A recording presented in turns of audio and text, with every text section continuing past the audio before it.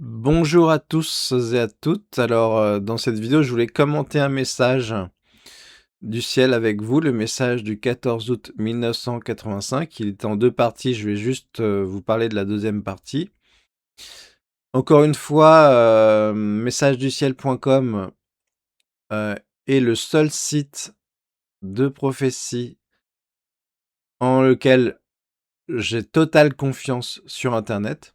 Tous les autres et je peux vous dire que je connais pratiquement tous les prophètes, contemporains en langue française et en langue anglaise et en fait 99 sont des faux prophètes.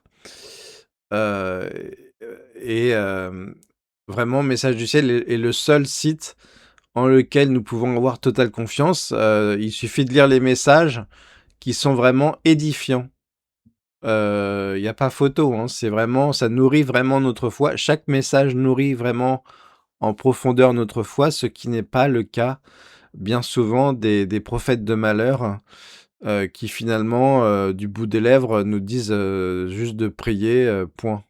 Hem, Voire de faire pénitence, mais c'est tout, ça va pas plus loin.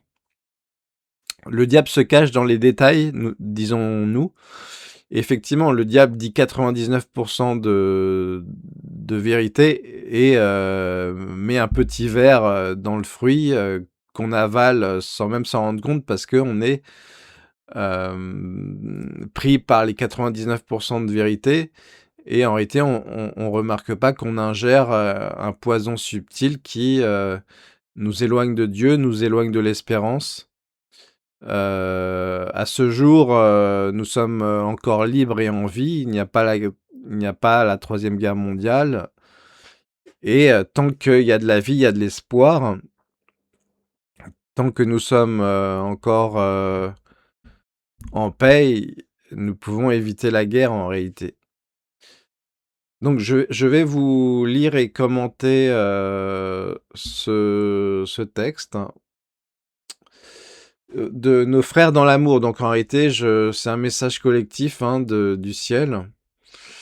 Alors, bien chers frères, remerciez le Saint Curé pour ses précieux conseils. Donc là, le Saint Curé, il s'agit du Saint Curé d'Ars, hein, Saint Jean-Marie Vianney, qui est saint patron de tous les prêtres de l'univers. Alors, c'est vrai que l'expression surprend, hein, prêtre de tout l'univers.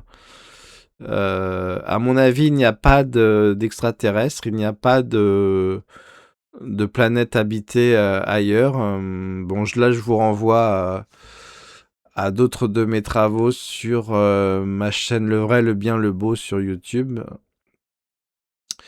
Vous ne croyez pas suffisamment au pouvoir de la prière individuelle et vous avez tort. Donc là, en réalité, il faudrait méditer sur cette phrase. Vous ne croyez pas suffisamment au pouvoir de la prière.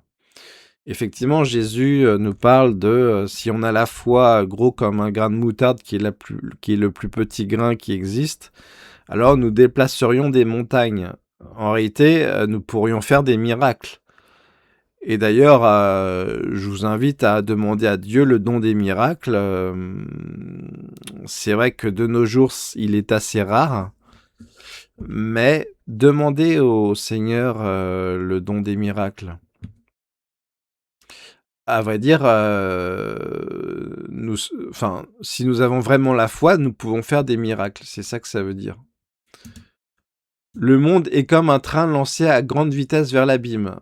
Donc là, je pense que nous serons tous d'accord, hein, pour dire que en France, rien ne va. C'est vraiment la. Enfin, franchement, nos élites politiques font un habile et lent travail de destruction de notre pays à petit feu.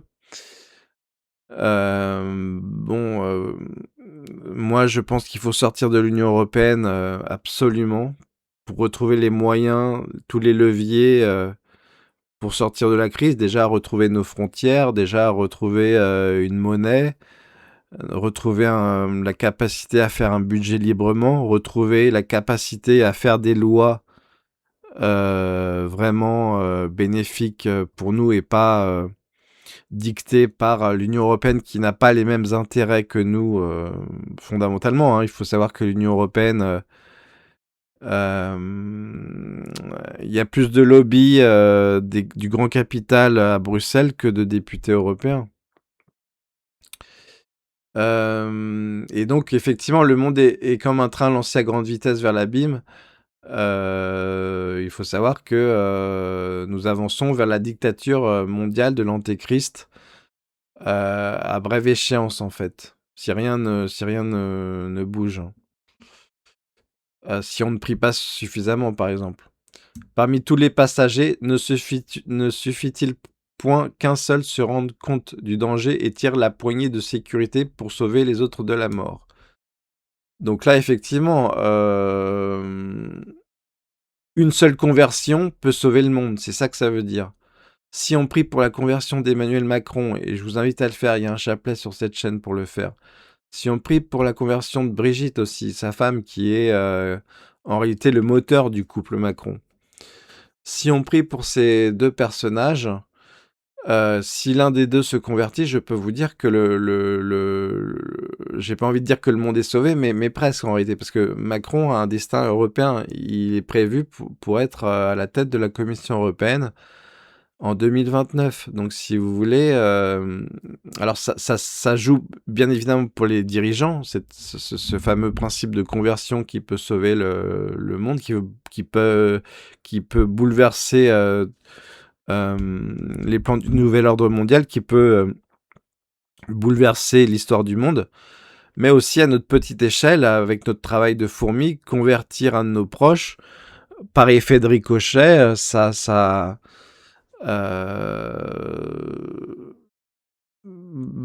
élève le monde, en fait. Qui élève une âme, qui élève son âme, élève le monde.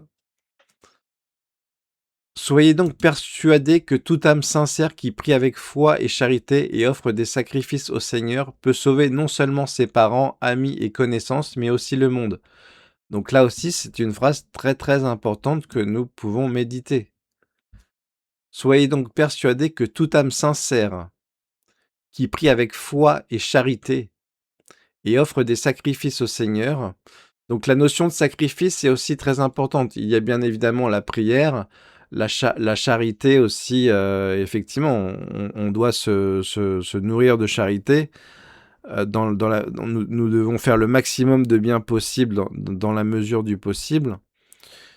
Mais aussi la notion de sacrifice est importante parce que c'est aussi comme ça qu'on obtient des grâces, hein. C'est par les sacrifices, par la pénitence, par la mortification que l'on obtient des grâces, et donc des grâces de conversion. Aussi, lorsque l'on délivre une âme du purgatoire, je pense que elle est beaucoup plus libre pour nous aider dans notre vie de foi. Euh, donc, vous voyez qu'en fait, c'est un peu la théorie du chaos.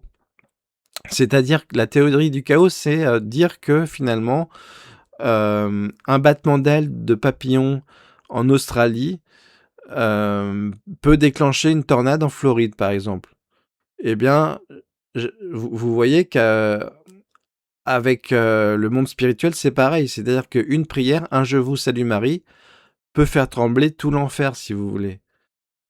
C'est pas de moi, c'est du curé d'Ars. Donc vous comprenez que nous sommes dans un combat spirituel, et la plus petite prière, le plus petit acte de sacrifice, par exemple, Sainte Thérèse de l'Enfant Jésus disait que ramasser une épingle par terre avec tout son amour convertit une âme, si vous voulez. Donc c'est important d'avoir conscience de cette puissance de la moindre petite action.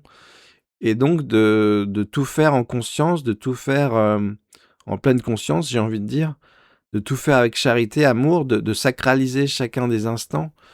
Et c'est comme ça qu'on arrivera à sauver le monde en réalité. Jésus-Christ ne s'est-il point livré afin que tous les hommes qui suivent son enseignement soient sauvés? Voilà, donc un seul homme, enfin un homme-dieu quand même, un seul homme, a racheté toute l'humanité, de tous les temps en fait. Toute l'humanité de tous les temps a été rachetée par un seul homme, Jésus-Christ. Homme-dieu, hein, je précise. Ne doutez point du pouvoir de la prière et en ce jour du 14 août, donc là c'est pratiquement du jour pour jour, dites à la Sainte Vierge avec tout votre amour 3 rosaires pour la paix dans le monde. Vous comprendrez d'ici peu la signification de ce geste. Alors en fait là je pense que le ciel fait référence au glasnost et à la perestroïka en URSS. C'est-à-dire que Gorbatchev a un peu ouvert comment dire, a desserré l'étau de la dictature totalitaire communiste. Et en réalité, c'est ce qui a précipité l'effondrement du bloc soviétique en 1991. Ça a commencé par là, ça a commencé par ce qu'on appelle la glasnost, le dégel, et la perestroïka, donc vraiment un assouplissement du communisme. Et donc, l'effondrement du bloc communiste a donné un formidable espoir pour le monde libre, représenté à l'époque par l'Occident, car effectivement, il y avait une grosse menace de guerre mondiale en réalité entre ces deux blocs, ces deux superpuissances que sont l'OTAN et l'URSS. Et la chute de l'URSS a éloigné la menace d'une troisième guerre mondiale. Alors maintenant, cette menace d'une troisième guerre mondiale revient sous une autre forme à l'heure actuelle. Je pense surtout au conflit ukrainien. Je pense surtout à l'accomplissement prophétique, eschatologique de la guerre en Iran. Cette menace de troisième guerre mondiale aujourd'hui n'est pas encore totalement éloignée. Et c'est pour ça qu'il faut, là, si vous voulez, si on peut transposer à notre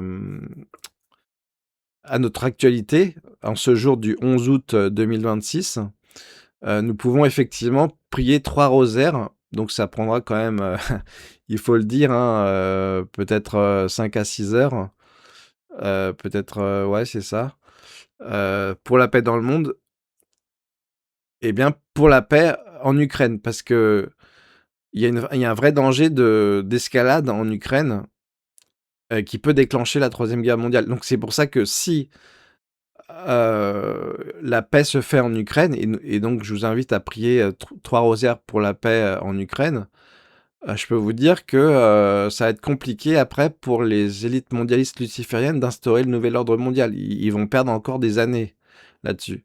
Donc en réalité, d'un point de vue politique, si l'Union européenne s'effondre, s'il y a la paix en Ukraine, je peux vous dire que la dictature mondiale de l'Antéchrist va reculer de plusieurs années, peut-être même décennies, et qui sait, même ne jamais arriver, hein.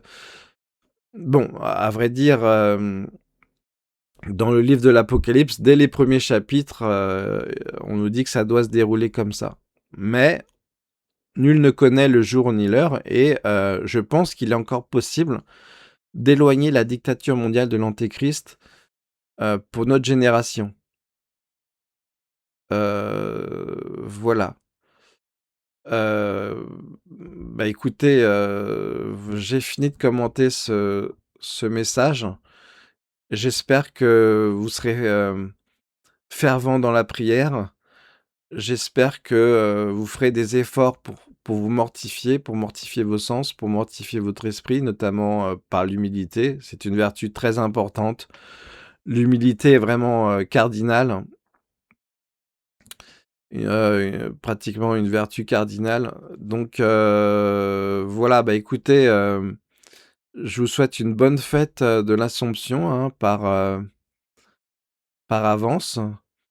Et puis, bel été à vous. À bientôt pour la prochaine vidéo et que Dieu vous bénisse.